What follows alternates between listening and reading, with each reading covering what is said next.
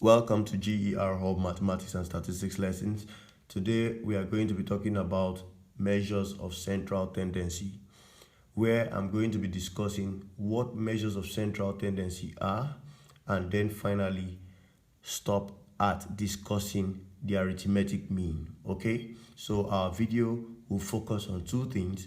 This shall be a part 1 video to measures of central tendency, but in this video I shall focus on two things. One, I shall tell you about measures of central tendency.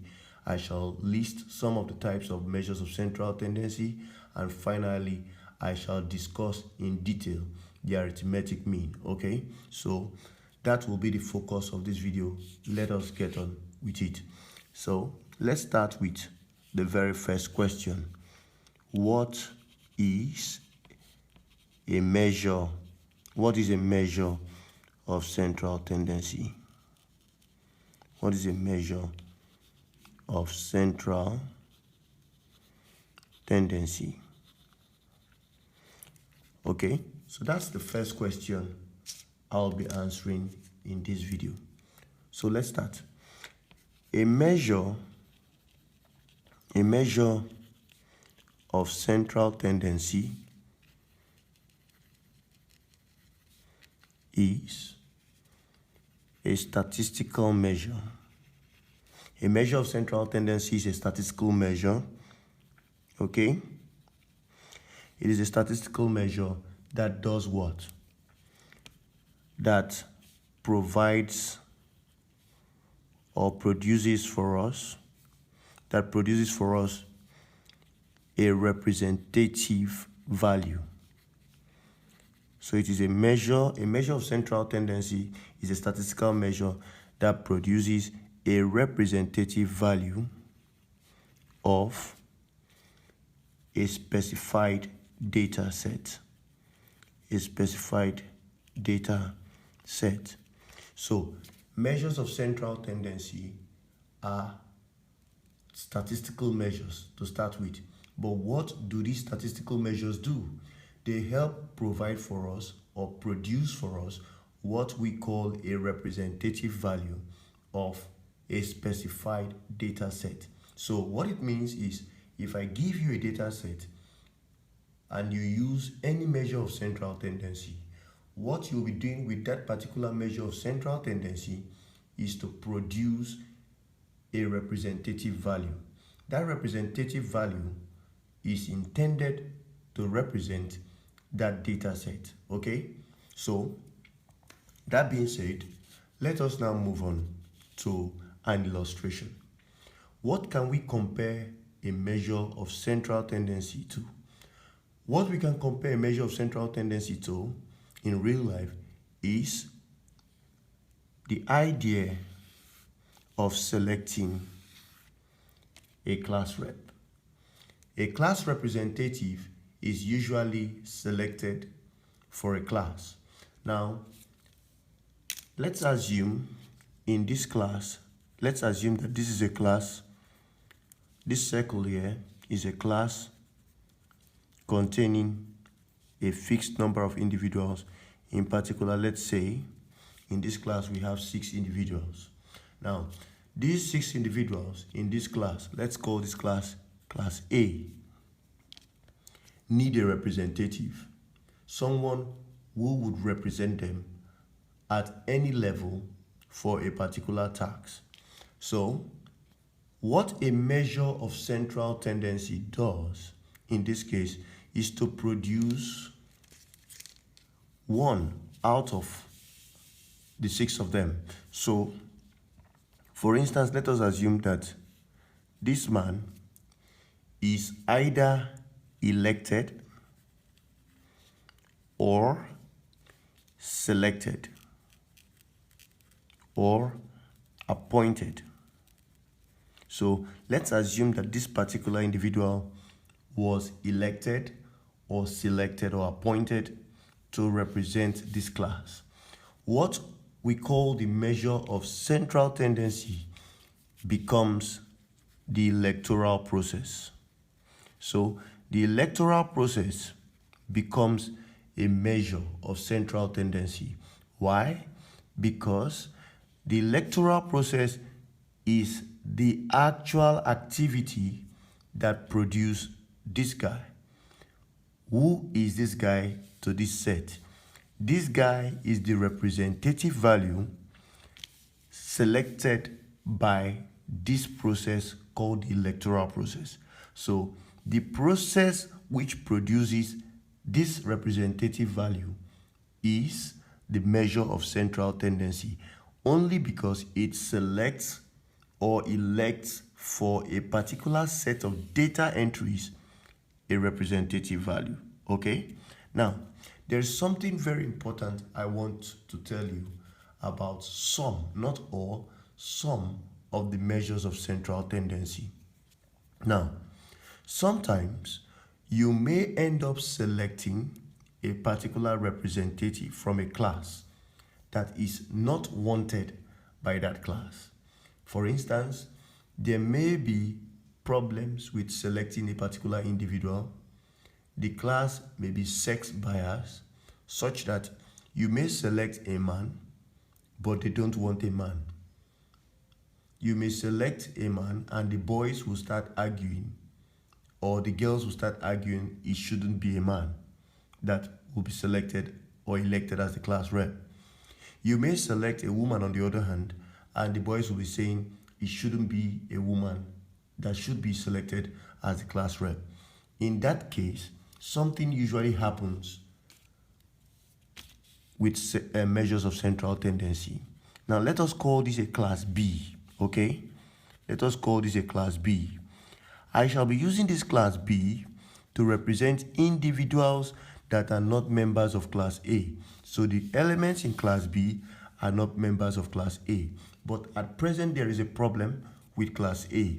A value may be selected from class A to represent class A, but not all the time do we select values in class A to represent class A, because selecting an individual from class A may not be accepted by the very members of class A.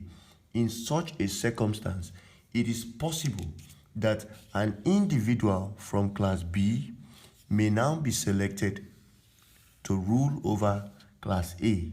So this is one common feature of some of the measures of central tendency. Sometimes you could calculate using a measure of central tendency the value which represents the entire data set, and in such cases you may not get a result from the data set that should represent the data set. It may come from outside the data set. So I'm trying to make that scenario very clear to you, that not all the time do you get values from the data set to be represented, to represent that data set. You may get values that are not even members of the data set representing that data set from measures of central tendency. So summarily, I have said three things. Number one, a measure of central tendency is a statistical measure that produces a representative value of a specified data set.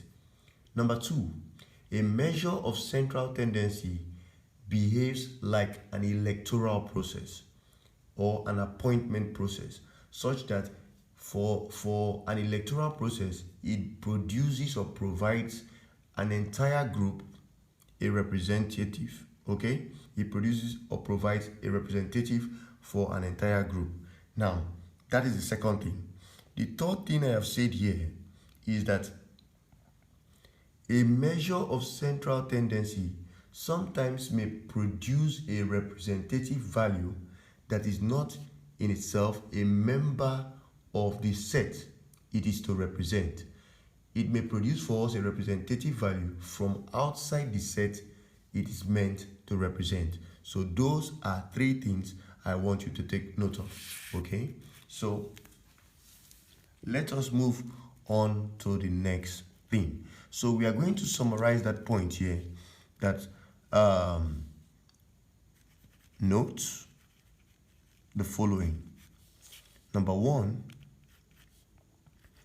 measures of central tendency. Measures of central tendency are like appointment processes or electoral processes. Okay, full stop. Second point is that measures of central tendency may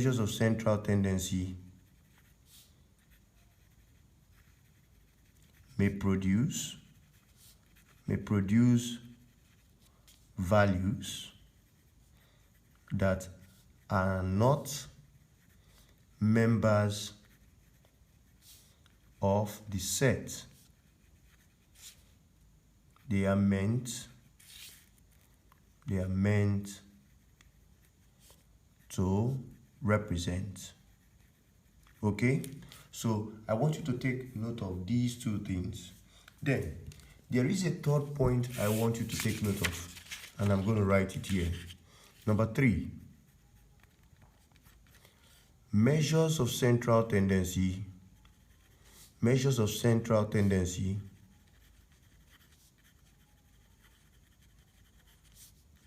are also called measures. They are also called measures of location. Okay, so in addition to the definition of a measure of central tendency, you could also take note of these points.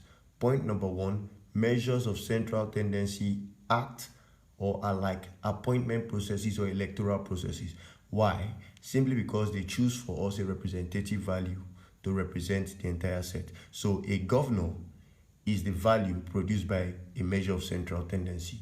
A class rep is the value produced by a measure of central tendency, whether be it by appointment or by election. Also, the senator is a value produced by the measure of central tendency. So the electoral process or the appointment process was, after all, a measure of central tendency. Now, number 2 is that measures of central tendency may produce values that are not members of the set they are meant to represent. It is very possible.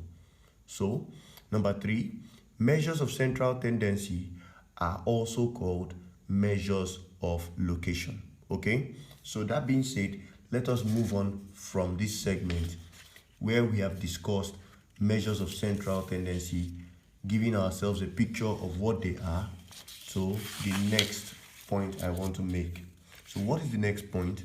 I want to mention some of the measures of central tendency that we shall be looking at.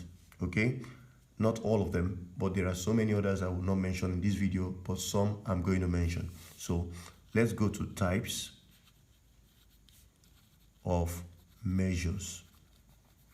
Types of measures of central tendency. Okay, types of measures of central tendency.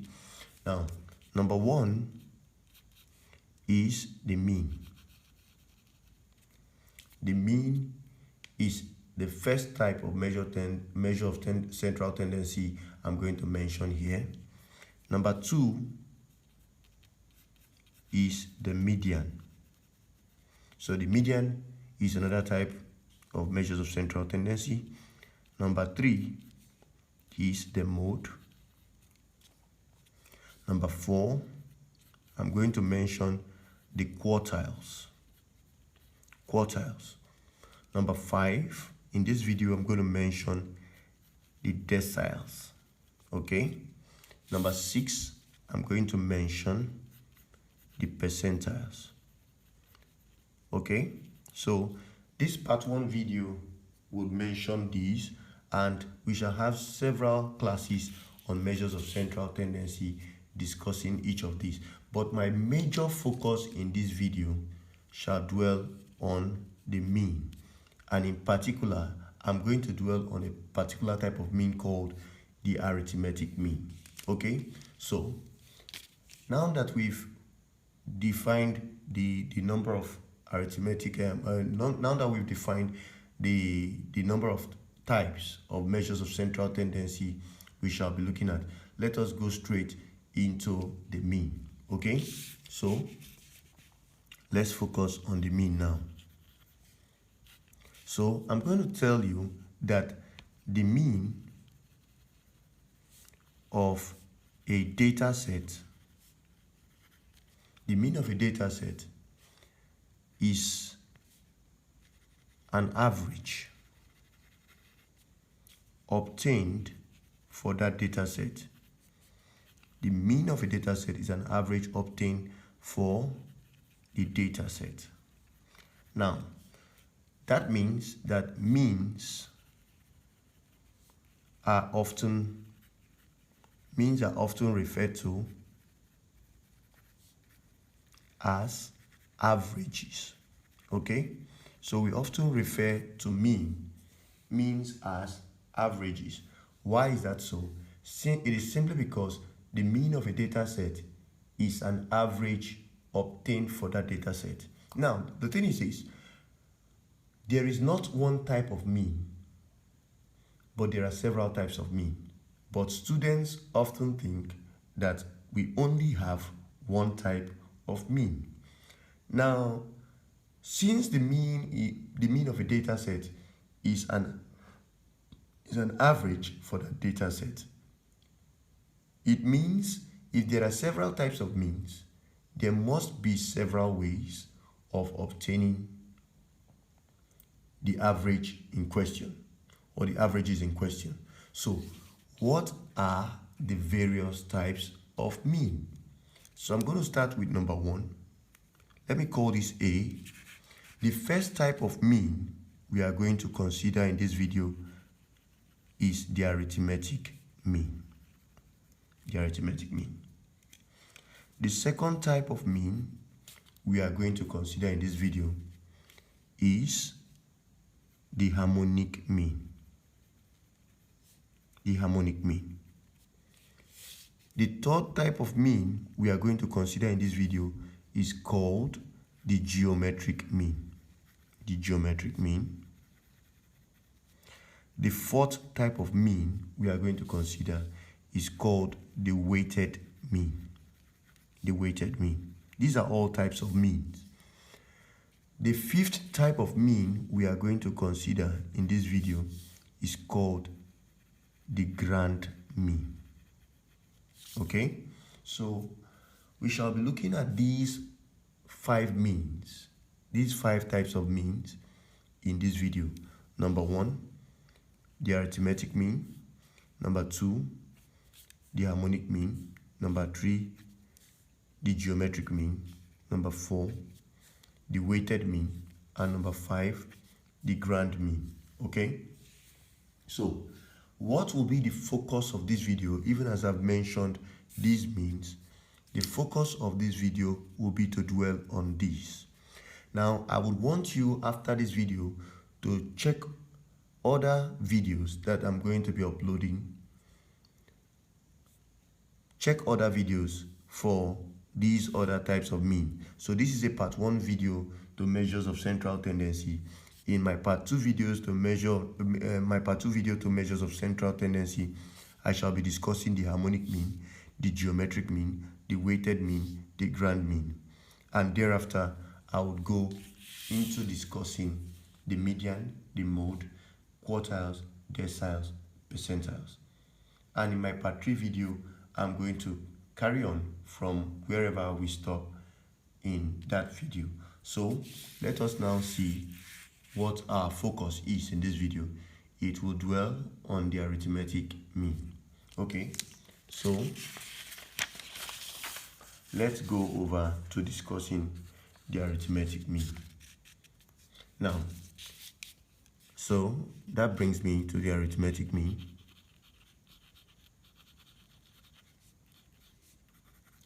Now, I'll start my discussion here with telling you that the arithmetic mean can be defined in this manner. So, let x1, x2, x3 up to xn be n data entries. Okay?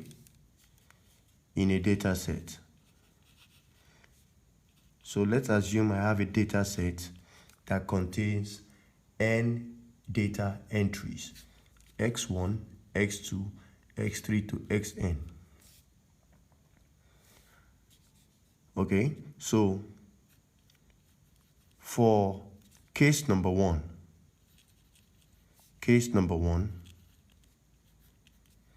the case we are going to be looking at in case number one is this. What will be the arithmetic mean if there are no frequencies in this data set? So for case number one, we shall be looking at the formula or the formula for calculating the arithmetic mean for a case of no frequency. For a case of no frequency in the data set. So this will be case number one. So arithmetic mean for a case of no frequency in the data set. What will be the arithmetic mean? So we usually would use for the arithmetic mean if you have data entries x1, x2, x3 up to xn. Because we are using the variable x in this case, then our arithmetic mean will be x bar, okay? This means that if our data entries were represented with y1, y2, y3 up to yn, then we would have been using y bar.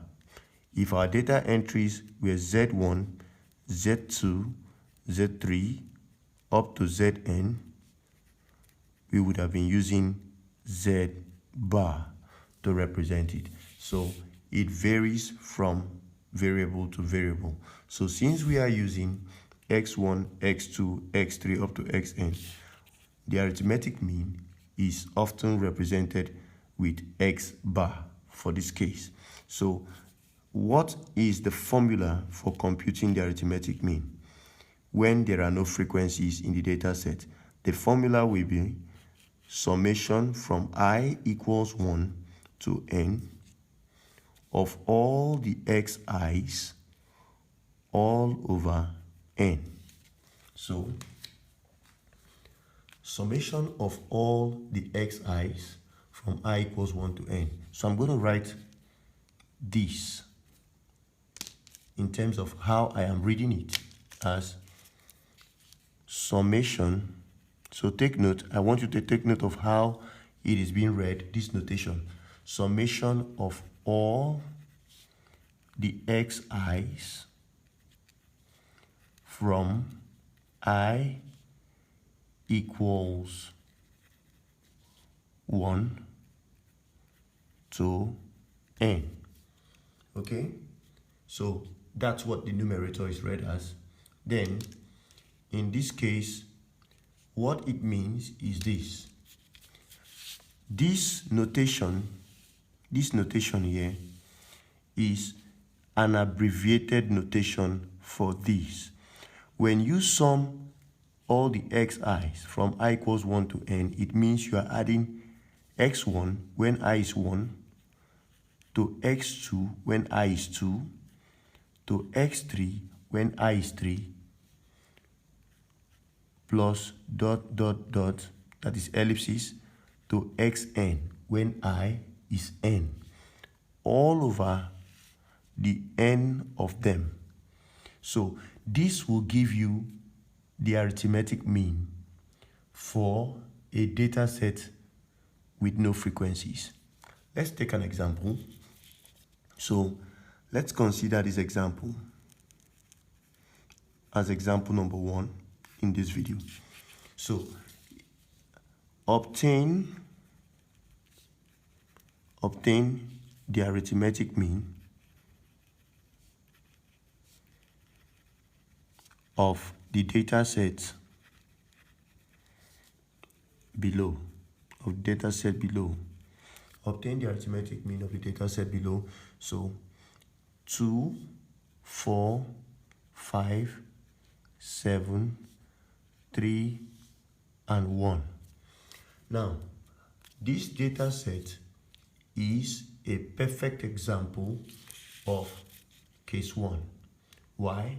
It is simply because case 1 talks about arithmetic mean for a case of no frequency in the data set. Now, by frequency, just in case you don't know, so frequency here means or refers to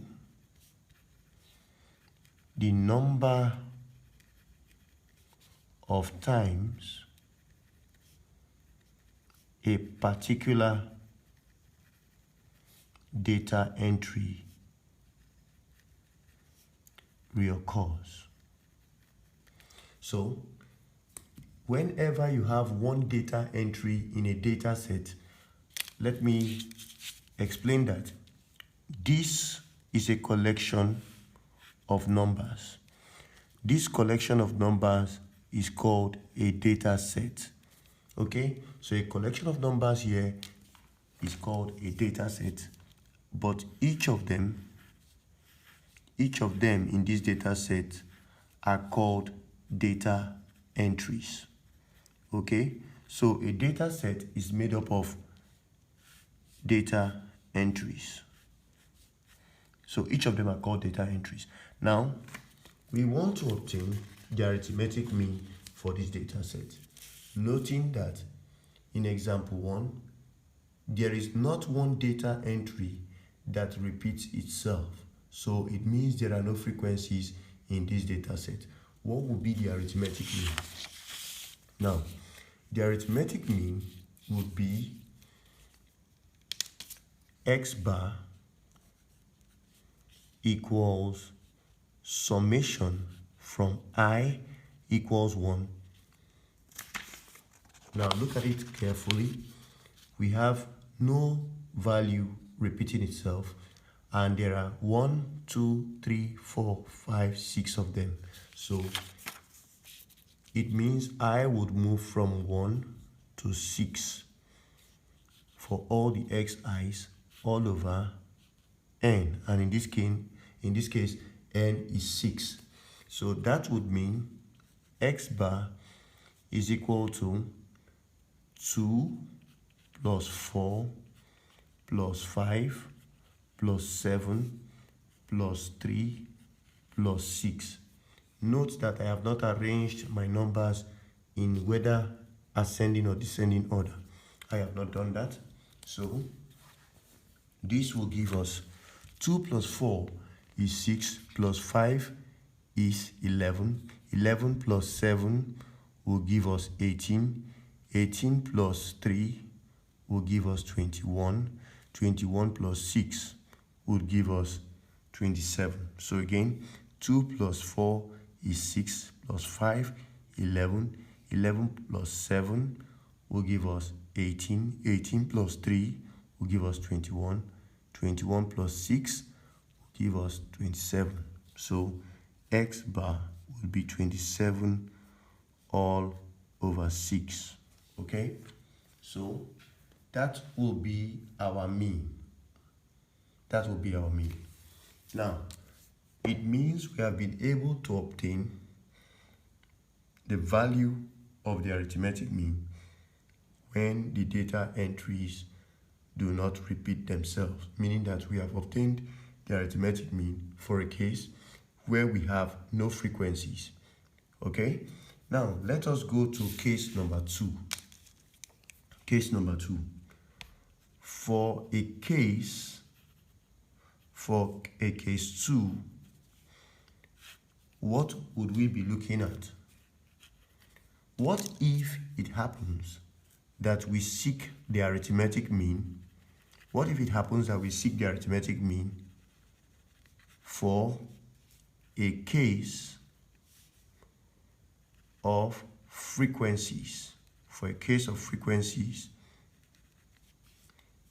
in a small data set. A small data set. That is, by a small data set, we are referring to a set with size n that is less than 30. Okay? What if we seek the arithmetic mean for a case of frequencies in a small data set? Now, the arithmetic mean formula would become x bar equals summation from I equals 1 to n of fi xi all over summation from I equals 1 to n of fi. Now, this can be interpreted as some, instead of the summation now, this means we are adding f1 x1 to f2 x2 to f3 x3 up to fn xn, all divided by the sum of their respective frequencies f1 plus f2 plus f3 plus up to fn. Okay, so this is what the formula becomes if we now have frequencies in the data set, noting that the data set is a small data set, n is less than 30. Now, take note, the fi's here, in this case, we shall be reading this. The numerator here is read as summation of all fi xi's from I equals 1 to I equals n. Okay? So, take note of that. Now, let us quickly look at an example over here. Let's look at an example over here. So, what if, as an example 2, we were asked to obtain the arithmetic mean. Obtain the arithmetic mean for the data set below. So I'm giving you a data set this time around like this: 1, 2, 2, 4, 5, 5, 5, 5, 3, 2, 1, 1, 4, 3. Let's assume we were given a data set like this. Now, the first thing to do would be to compute or to organize this data using a frequency table. So I'm going to put up a frequency table for this data. Now remember, a frequency table will be a table comprising 2 columns, with the first column showing you the data entries and the second column showing you the frequencies. So 1, 2, 3, 4, 5. There are 5 data entries: 1, 2, 3, 4, and 5. These are the values I'm seeing in this data set, irrespective of their repetitions. So now when you do that, how many times do you have 1 showing up? There are 3 1s. How many times do you have 2 showing up? 1, 2, 3. There are 3 2s. How many 4s do you have in the data set? There are 4. How many 3s do you have in the data set? You have 1 and 2. Okay? There are 2 3s. How many 4s do you have? There are 2 4s. And how many 5s do you have? 1, 2, 3, 4. There are 4 5s. Now, you have a total of 1, 2, 3, 4, 5, 6, 7, 8, 9, 10, 11, 12, 13, 14 data entries. But take note, when using this formula, your n is not 13. Your n will be the number of the types of data entries. Even as you have a total of 1, 2, 3, 4, 5, 6, 7, 8, 9, 10, 11, 12, 13, 14. Even as you have 14 data entries there are 5 types of numbers in this data set. So your n in this case is not 14, but it is what? 5. Okay? So now under this colon, I'm going to compute summation from I equals 1 to n, and in this case n is 5 of all my xi's. So what will be my xi's? It will be summation. What will be my fi's? The sum of my fi's. It will be 3 plus 3, which is 6, plus 2, which is 8, plus 2, which is 10, and plus 4, which will give me 14. Now take note, even after preparing this frequency table, because we want to obtain the arithmetic mean, we are going to do this. We are going to do this. Okay? This column will be for the product of the frequencies and the data entries. So here I'm going to create a column FIXI, where I would multiply each data entry with its corresponding frequency. So this will be 1 times 3, giving me 3, 2 times 3, giving me 6, 3 times 2, giving me 6, 4 times 2, giving me 8, 5 times 4, giving me 20. Now, 20 plus 8 will give me 28, plus 6, that will be 34, plus 6, that will be 40, plus 3, that will be 43. So in this case, summation FIXI will be 43 from I equals 1 to 5.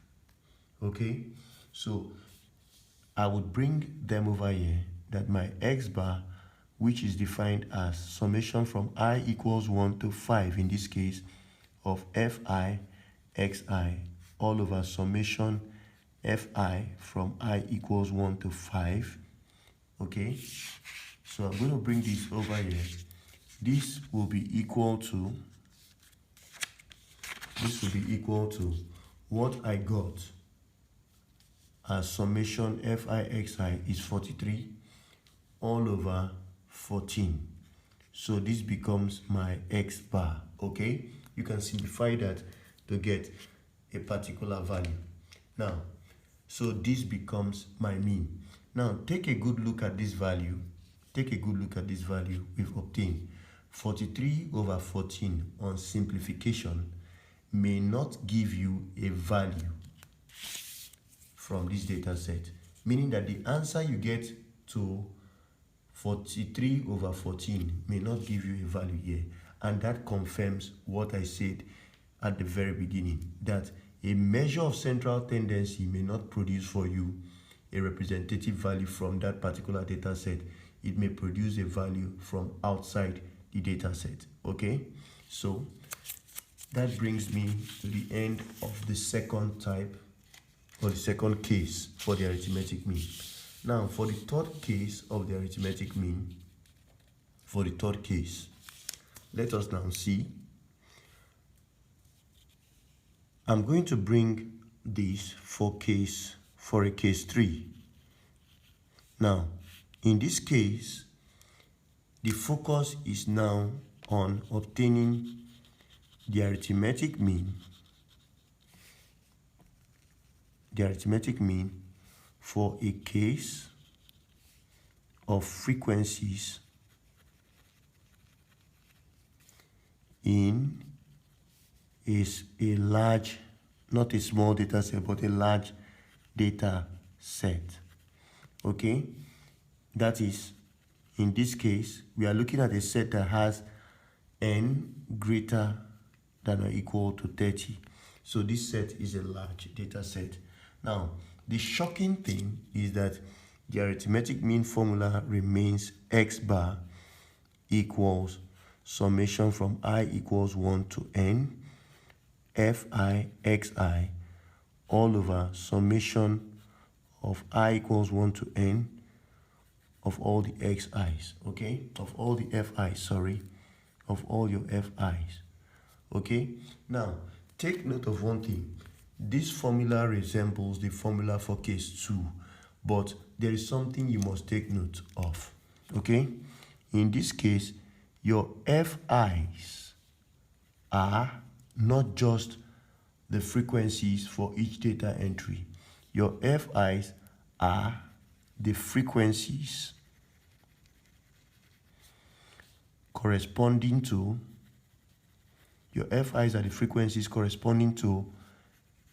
the class intervals into which the data entries are grouped.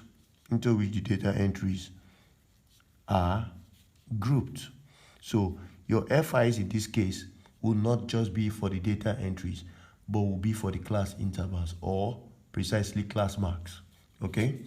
And in this case again, your xi's will not be referring to the data entries. The xi's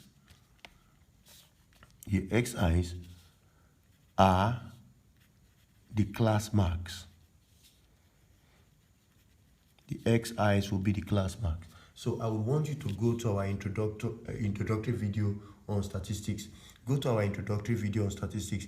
You would see these there, okay? So if you use this formula for calculating the arithmetic mean for a large data set, take note, your fi and your xi's would not be representing the number of data entries, or the data entries and how many times they reoccur for the fi.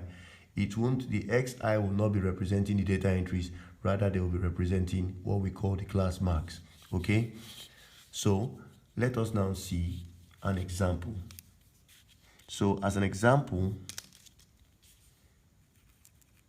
I'm going to call example 3.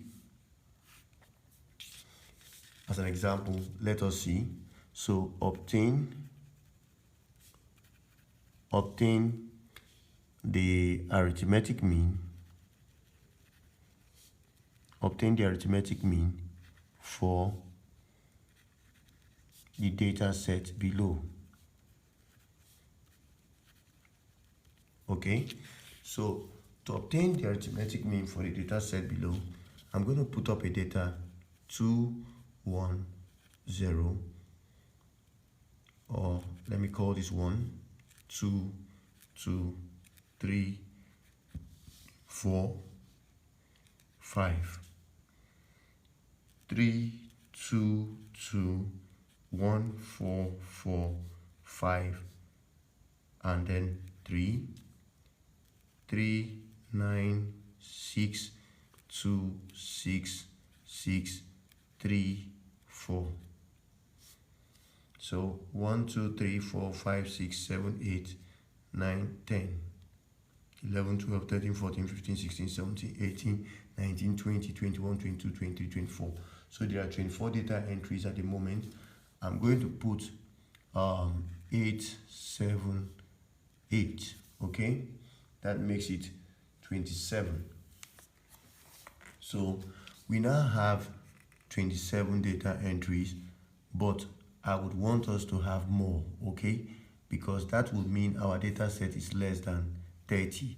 So let's add 7, 8, and 8, 6, 2, and 7, okay? So we now have 1, 2, 3, 4, 5, 6, 7, 8, 9, 10, 11, and we have 1, 2, 3. That means 11 by 3 will give us 33 data entries. So we now have a set of 33 data entries. What that means is, in this case, your n is 33 and is greater than 30. So this set is large. Okay, this set is large.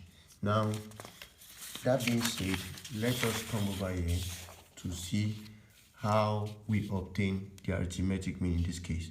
So quickly, I'm going to compute my class size. Let's assume I want you to organize the data set into 3 classes, okay?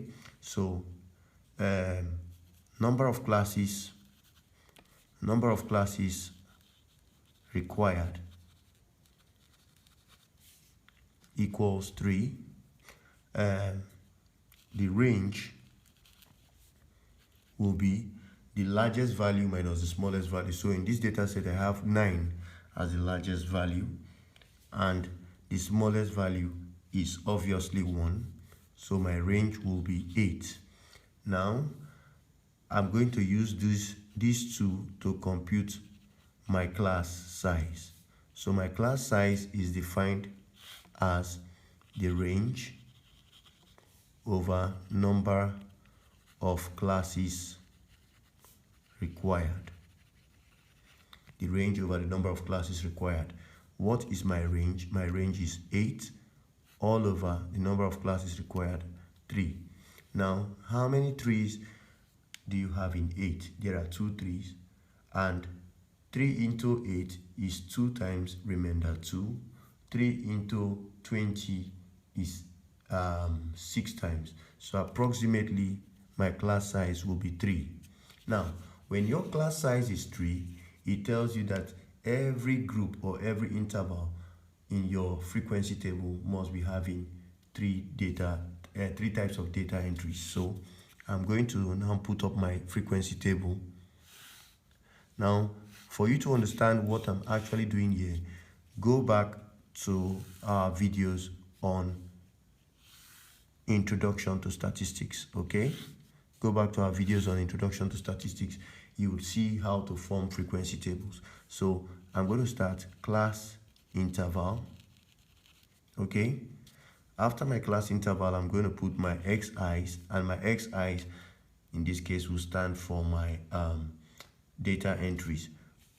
Next, I'm going to put my tallies to help me count, and then I'm going to put my fi's.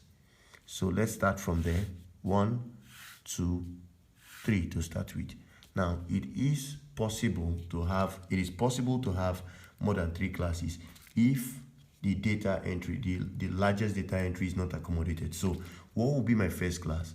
I'll write the smallest value. The smallest value in the data set is 1. So this will be from 1 to what? This class size we obtained was 3. So subtract 1 from 3, it gives you 2. So add 2 to this 1, it gives you 3. So notice there is 1, 2, 3. 3 types of data entries will go into the first class. Now the next class will contain 4, and that will be 4, 5, and 6. Now, I told you a simple procedure to getting subsequent class sizes or class intervals will be to keep adding your 3 to the lower limits and the upper limits, okay? So 1 plus this 3 you obtain as your class size will give you 4. 3 plus that 3 would give you 6. 4 plus this 3 will give you 7, and 6 plus this 3 will give you 9. Now notice that in this case, it is properly accommodated the largest value, which is 9 in the data set. Now let us go to xi's. Our xi's are the class marks, and what I told you in our Introduction to Statistics video is you add 1 to 3 and divide by 2. So 1 plus 3 is 4. This will be 1 plus 3 divided by 2, and this will give us 2, okay? Now, instead of repeating this procedure of adding 4 plus 6 divided by 2, I can quickly add 2 to my class size, which is 3, and that will give me 5. Notice that the same 5 you obtain by adding your class size to 2 is the same value you would obtain for 4 plus 6 divided by 2. Now, if you repeat that same routine, you would have 5 plus 3 giving you 8. Okay, so that obtains for us our class marks. Okay, so the xi's in this case, remember your xi's for a group frequency distribution are not just data entries, they are what? They are class marks. Now, I will take my tallies. So let us take our tallies. In our data set, let me bring this over here. Now look at it critically. I'm going to start taking our tallies from here. So the first number is 2. It goes in here, into this interval. The second number is 1, it goes in here. The third one is 1, that is. The fourth one is 2, it goes in here. Now the fifth one is also 2, so that makes a bundle of 5. So tallies are bundles of 5 used for counting data entries into interval. So I'm going to take 3 now. 3 forms or begins another bundle because 3 goes into the set. 4 does not go into the first interval but the second. 5 goes into the second. 8 goes into the third. 7 goes into the third, that is this. And 6 goes into the second. So I've taken this,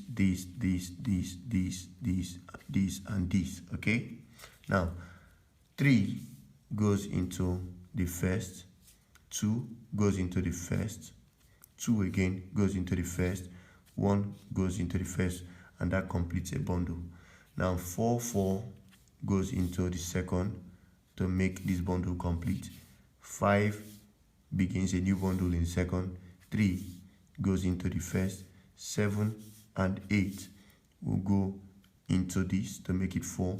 2 goes into the first. 3 goes into the first. 9 goes into the last. 6 goes into the second. 2 will go into the first. 6 and 6 will go into this. 3 will go into this. 4 will go into this to make this bundle complete. 8 and 7 would form 1, 2, and 3. Now, summarily, this would mean the frequencies will now be the summary of your tallies, and that would mean having one bundle, making a total of 3 bundles will give 15. 2 bundles will give 10, 5 plus 5, and a bundle and 3 will give us 8 because 5 plus 3 is 8. So that makes a total of from I equals 1 to 3, 1, 2, 3, from I equals 1 to 3 of all the frequencies. You now have a total of 15 plus 10 is 20, 15 plus 10 is 25, 25 plus 8 is 33. So you have 33 data entries, which is correct, okay? Now, we would create a colon here for summation fi xi. So the colon here will be fi xi colon, where we will be multiplying our frequencies with the respective data entries. So 15 times 2 will give us 30, 10 times 5 will give us 50, 8 times 8 will give us 64. So this will give us summation fi from I equals 1 to n. In this case, your n is 3. Summation fi xi would now be equal to 30 plus 50 plus 64. Now 30 plus 50 gives 80. 80 plus 64 will give you 144. So you end up having 144 over here, okay? So, yep, that gives us 144. So what will our arithmetic mean be? Remember, it is x bar, and x bar will be given in this case as I equals 1 to 3 fi xi all over summation fi from I equals 1 to 3. Now that is 144 all over 33 as your x bar. 11 can divide this. Okay, so can 11 divide 11 into